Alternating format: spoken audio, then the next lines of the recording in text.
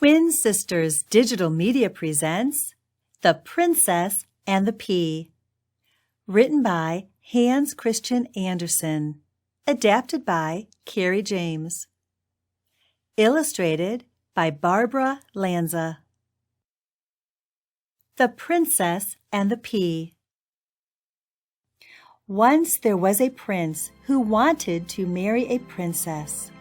Only a real one would do.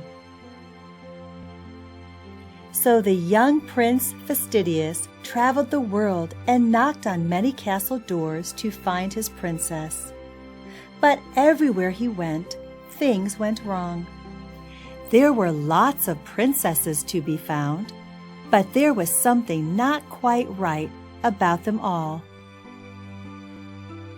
They either talked too much or not at all. They were either too old for him or too young. They were either spoiled rotten or they owned too many noisy little dogs. So Prince Fastidious came all the way back home with nothing but a cough and a cold for his troubles. One evening, a terrible storm blew up. There was much thunder, lots of lightning, and even more rain. It really was frightful. The king, who had gone to the kitchen to sneak a cupcake and some milk, heard a knock at the door. "Coming!" he shouted. He opened the heavy wooden door and found a young woman standing there. What a sight the young woman was! Water streamed from her hair, down through her gown, into her shoes, and out at her heels.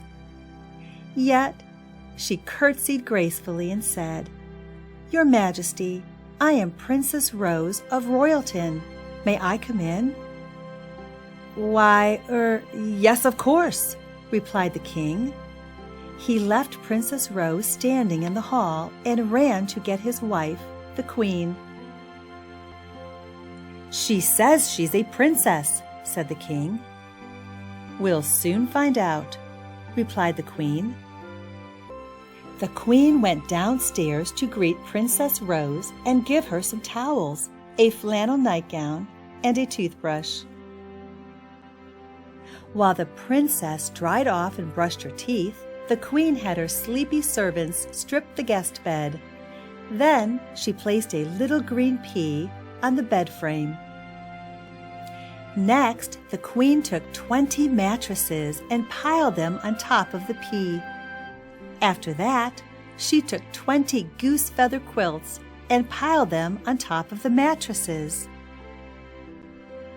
"Up you go, my dear," said the queen. "Good night." The next morning, the queen asked Princess Rose, "Did you sleep well?" "Oh," said the princess, "not at all. Heaven knows what's in that bed. I lay on something so hard that I'm black and blue all over. It was awful." Prince Fastidious dropped his toast for joy, and his parents smiled.